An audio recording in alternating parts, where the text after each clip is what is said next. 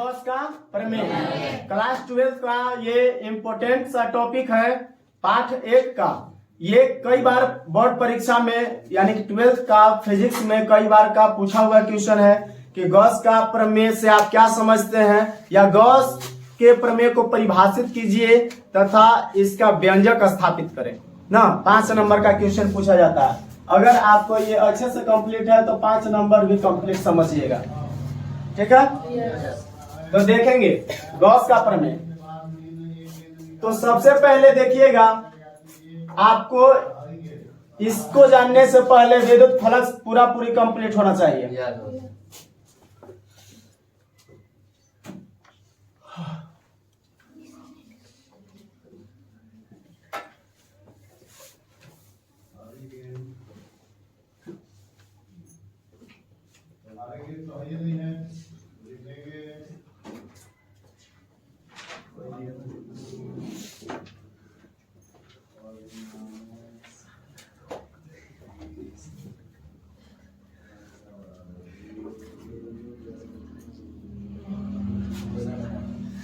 देखिए, सबसे पहले एक बंद पृष्ठ कर लिए। ये बंद पृष्ठ है, काल्पनिक बंद पृष्ठ। अब बंद पृष्ठ का क्षेत्रफल कुछ होगा, इसका कुछ क्षेत्रफल होगा ना। तो उसी का छोटा ये है, तो ये अल्पांश क्षेत्रफल हो जाएगा। यहाँ पे एक बिंदु हम क्या ले लिए, तो ओ ले लिए। यहाँ पे एक बिंदु क्या है, ओ। यहाँ पे प्लस क्यू आवेश है। कैसा आवेश है, प्लस क्यू आवेश के कारण, प्लस क्यू आवेश के कारण यहाँ पे एक बिंदु हम पी ले लिए। क्या बिंदु है, बिंदु पी है। तो प्लस क्यू आवेश यहाँ पे हो गया, ये बिंदु पी हो गया, जिसके कारण विद्युत क्षेत्र की तीव्रता E है। अब ये छोटा भाग है ना, तो इसका क्षेत्रफल क्या हो जाएगा, पूरा का क्षेत्रफल A, पूरा का क्षेत्रफल A। तो छोटे भाग का क्षेत्रफल DA, यानी अल्पांश क्षेत्रफल हो गया, तो छोटा क्षेत्रफल हो गया। कोई दिक्कत नहीं ना है। अब इस बिंदु से यहाँ पे बना कोण क्या हो जाएगा, थीटा हो जाएगा। बना कोण क्या हो जाएगा, थीटा हो जाएगा। कोई दिक्कत नहीं ना है। अच्छा, यहाँ से हम क्या किए, तो ये आर त्रिज्या वाला है। कैसा त्रिज्या वाला है, आर त्रिज्या वाला है। हम इसको यहाँ पे मिला दिए, ठीक है।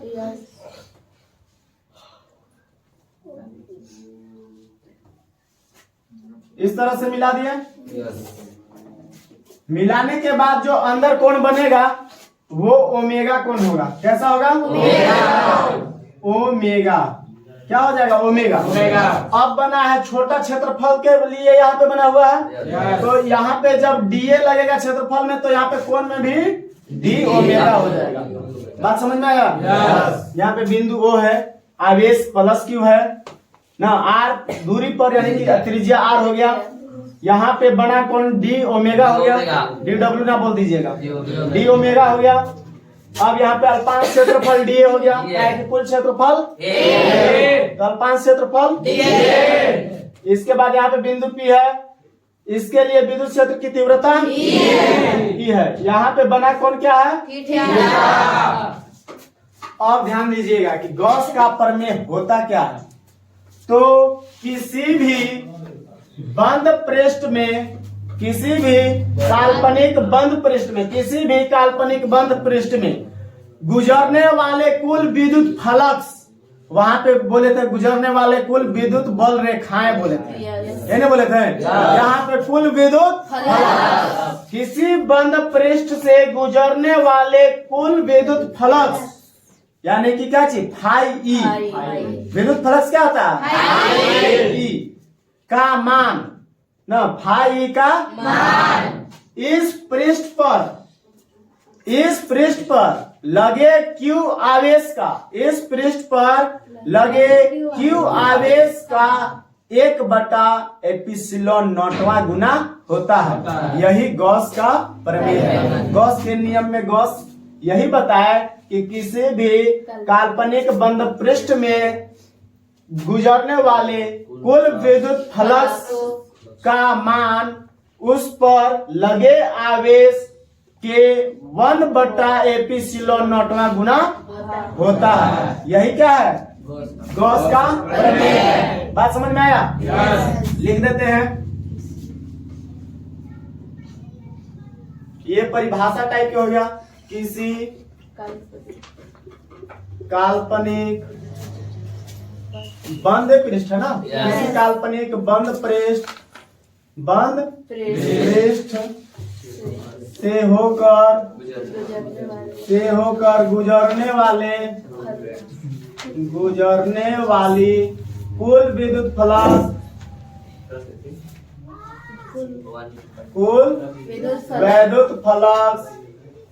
इधर दिख रहा है ना, कुल विद्युत फ्लक्स हाई ई, क्या चीज? हाई ई का मान उस पृष्ठ पर लगे आवेश का 1/एप्सिलॉन0 गुना मान उस पृष्ठ पर लगे क्यू आवेश का 1/एप्सिलॉन0 गुना होता है। देखिए भाई, इसको समझ लीजिए। कोई काल्पनिक बंद पृष्ठ से गुजरने वाले कुल वैद्युत फ्लक्स हाई ई का मान उसी पृष्ठवा पर लगे क्यू आवेश का 1/एप्सिलॉन0 गुना होता है। क्या होता है? 1/एप्सिलॉन0 गुना होता है। तो क्या हो जाएगा? हम लिखें कि बंद पृष्ठ पर होकर गुजरने वाले कुल वैद्युत फ्लक्स का मान, तो फाई ई हो जाएगा।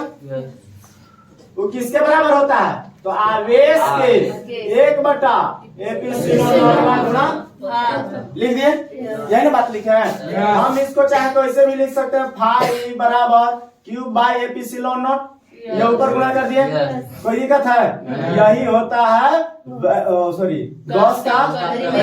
गॉस का प्रमेय। समझ में आया? ये गॉस का परिभाषा है और ये व्यंजक है। कोई दिक्कत है? आप लोग बोल लीजिएगा अपने से। पृष्ठ में किसी काल्पनिक बंद पृष्ठ में से गुजरने वाले कुल वैद्युत फ्लक्स का मान उस क्यू आवेश पर, उस पृष्ठ पर क्यू आवेश जो लगता है उसका 1/एप्सिलॉन0 गुना होता है। मतलब आवेश का 1/एप्सिलॉन0 गुना ही क्या होता है? वैद्युत फ्लक्स के बराबर होता है। बात समझ में आया? कोई दिक्कत यहाँ पे? अब देखेंगे इसका व्यंजक के लिए ये तो व्यंजक डायरेक्ट हमको याद है कि हाँ ये होता है व्यंजक। आपसे पूछा जाएगा कि 2 नंबर में कि आप बताइए गॉस के प्रमेय से आप क्या समझते हैं। 2 नंबर का क्वेश्चन रहेगा कि गॉस के प्रमेय से आप क्या समझते हैं। तो फिर इतना काम करना होगा। गॉस के प्रमेय से आप क्या समझते हैं, तो इतना हो जाएगा। कोई दिक्कत है? अगर कहा जाएगा 5 नंबर में कि गॉस के प्रमेय से आप क्या समझते हैं, व्यंजक स्थापित करिए, तो 5 नंबर बन जाएगा, लेकिन उतना करना पड़ेगा। अब देखिएगा, यहां तक हो गया ना। अब यहां से हम चलते हैं उत्पत्ति। उत्पत्ति मतलब कैसे आएगा, या हम यहाँ पे कह सकते हैं वो उत्पत्ति कहिए ना। अब देखिए, सबसे पहले क्या लिखेंगे, तो प्लस क्यू आवेश के कारण बिंदु P पर, प्लस क्यू आवेश के कारण विद्युत क्षेत्र की तीव्रता E बराबर प्लस क्यू आवेश के कारण प्लस क्यू आवेश के कारण बिंदु P पर विद्युत क्षेत्र की तीव्रता E बराबर, विद्युत क्षेत्र की तीव्रता E बराबर क्या होता है, तो आप लोग जानते हैं 1/4π0 Q बटा, जानते हैं ना। समीकरण 1 ना। अब आगे देखेंगे हम यहाँ पे अल्पांश क्षेत्रफल के लिए। अब क्या देखेंगे हम,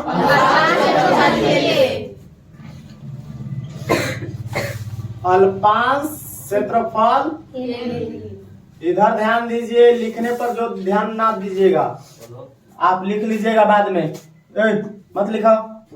अल्पांश क्षेत्रफल के लिए, तो अल्पांश क्षेत्रफल क्या है? डीए है। अल्पांश क्षेत्रफल डीए यहाँ पे लिखते हैं ना, अल्पांश क्षेत्रफल डीए के लिए। तो देखिएगा फाई ई बराबर क्या होता है? फाई, ये क्या है? फाई है ना। तो फाई ई बराबर आप लोग कल पढ़े हैं, फाई मैंने फ्लक्स। तो फ्लक्स बराबर क्या होता है? बताइए।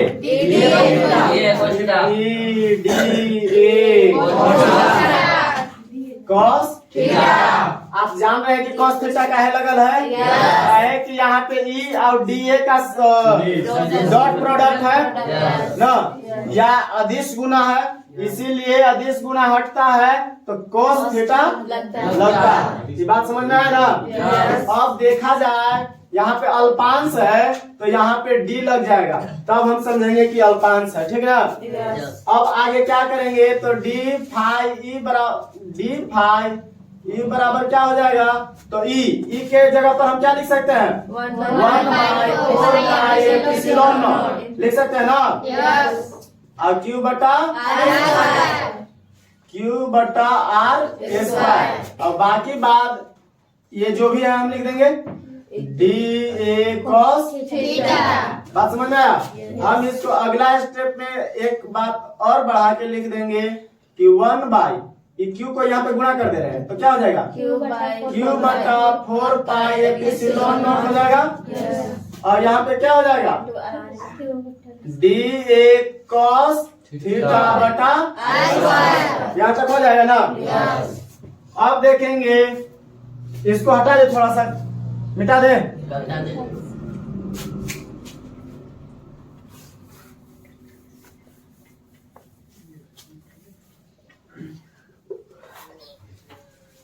इधर दिख रहा है, एक लाइन और लिख देते हैं। देखिए क्या लिखे, डी फाई ई बराबर क्यू बटा 4 pi epsilon not D A cos theta बटा आर स्क्वायर। अब देखेंगे यहाँ पे क्या था, बिंदु P था, सॉरी बिंदु O पर प्लस क्यू आवेश था। अब आगे लिखते हैं, चूंकि दिख रहा है ना, अल्पांश क्षेत्रफल पर, यह अल्पांश है, अल्पांश क्षेत्रफल पर बना घन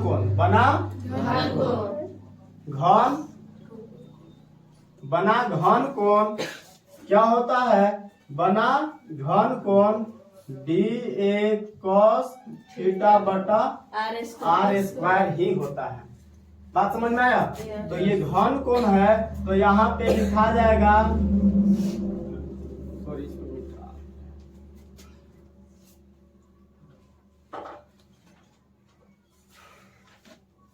डी ओमेगा होगा। क्या हो जाएगा? D omega. और डी ओमेगा बराबर क्या होता है? तो डी ए कॉस थीटा बटा आर स्क्वायर, ये हो गया। अब डी ए कॉस थीटा बटा आर स्क्वायर है तो उसके जगह पर हम क्या लिख सकते हैं?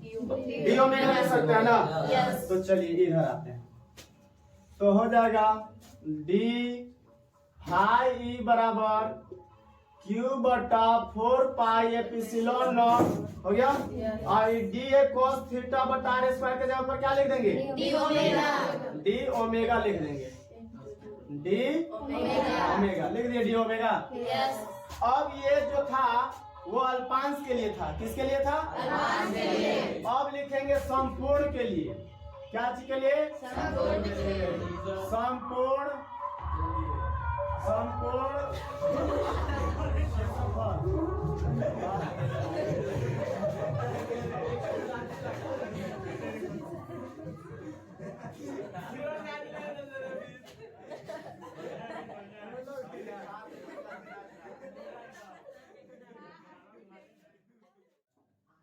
देखिए बिंदु P पर घन कोण अंतरित हो रही है, इसलिए डी ओमेगा बराबर 4 पाई हो जाएगा। क्या हो जाएगा? 4 पाई बराबर 4 पाई। अब फाई ई बराबर क्यू बट्टा 4 पाई एप्सिलॉन नॉट। और यहाँ पे हो जाएगा क्या चीज 4 पाई। इसके जगह 4 पाई और 4 पाई से 4 पाई।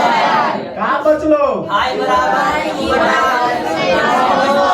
क्यों बटा ये ना चाह रहा था। तो ये हो गया गॉस का प्रमेय प्रूव हो गया। ठीक है ये समीकरण 1 लिखे थे, यहाँ पे लिख देंगे समीकरण 2 तो बढ़िया रहेगा। फिर इसके बाद लिख देते ना, यहाँ पे चुकी करके लिख लीजिएगा समीकरण 2 से। अब समीकरण 2 से तो समीकरण 2 कौन है, तो समीकरण 2 ये है। ठीक है समीकरण 2 ठीक है। तो 2 में फिर इसका मान रख दिए। समझ में आएगा बात के? सबसे पहले आपको याद रखना होगा कि गॉस का प्रमेय का परिभाषा, कम से कम परिभाषा तो सबसे पहले परिभाषा ही लिखिएगा। तो परिभाषा क्या होता है, किसी गुजरने वाले कुल वैद्युत फलक, गुजरने वाले कुल वैद्युत फलक उस पृष्ठ पर लगे Q आवेश का 1/ε0 गुणा होता है। आपको बताए थे सेकेंड ईयर का अभी जो एग्जाम हुआ आईएससी का, फिजिक्स में यही ना क्वेश्चन हुआ था। हो बताइए जो आवेश कंडीशन दिया हुआ था और कंडीशन के बाद ई वाला लिख दिया था ना, तो इसलिए आपको दोनों बताया गया। Q का एप्सिलॉनोटवा 1/ε0 गुना क्या होता है, तो वैद्युत फ्लक्स होता है। वैद्युत फ्लक्स आवेश का 1/ε0 गुना होता है गॉस के अनुसार। बात समझ में आया? गॉस के अनुसार वैद्युत फ्लक्स आवेश का 1/ε0 गुना होता है। ये पृष्ठ वगैरह कंडीशन में रहेगा दिया हुआ। बात समझ में आएगा? परिभाषा में क्यों नहीं को कोई दिक्कत नहीं ना। आवेश Q आवेश का क्या माने गुना, तो यहाँ Q गुना 1/ε0 हो जाएगा। वही तो यहाँ पे लिखा हुआ है व्यंजक में। इसका उत्पत्ति कैसे, तो प्लस Q आवेश के कारण P बिंदु P पर विद्युत क्षेत्र की तीव्रता, तो हम जानते हैं विद्युत क्षेत्र की तीव्रता कूलॉम के नियम के अनुसार, या उसके बाद विद्युत क्षेत्र की तीव्रता P पढ़े थे। तो ये वाला आया है कूलॉम से, और फिर ये जरूरत पड़ा है गॉस में। E बराबर 1/4πε0 Q बटा। इसी से फिर हम E के जगह पर E का मान रख दिए और आगे बढ़ा दिए। कोई दिक्कत समझने में इन्हीं को? तो ये आपका गॉस का प्रमेय है, आप कंप्लीट कर लीजिएगा तो 5 नंबर आपको पैकेट में मिल जाएगा। ठीक ना, यानी कि आपको कॉपी पर मिल जाएगा, 5 नंबर पड़ जाएगा। और ऐसे करिएगा, आपको परिभाषा में भी कुछ आपको लग रहा है कि टेढ़ा मेढ़ा शब्द है जिसके बारे में शब्द के लिए अलग से बताना पड़े, ऐसा कुछ नहीं है। सब आसान सा शब्द है, और जिसको फ्लक्स कंप्लीट होगा वो कहेगा कि तो वही आसान है। जैसे यहाँ गोलका में घुस रहा था, यानी कोई बंद पृष्ठ गोला था, उसमें कुल विद्युत क्षेत्र घुस रहा था, तो क्षेत्र की संख्या को हम क्या कहते हैं, विद्युत फलक। यहाँ पे कोई बंद पृष्ठ है, ओकरा में कुल विद्युत फलक जगह पार होगा, वो जो संख्या होगा वो उस पर लगा आवेश का 1/ε0 गुना होता है। बात समझ में आ गया? कोई दिक्कत? चलिए ठीक है।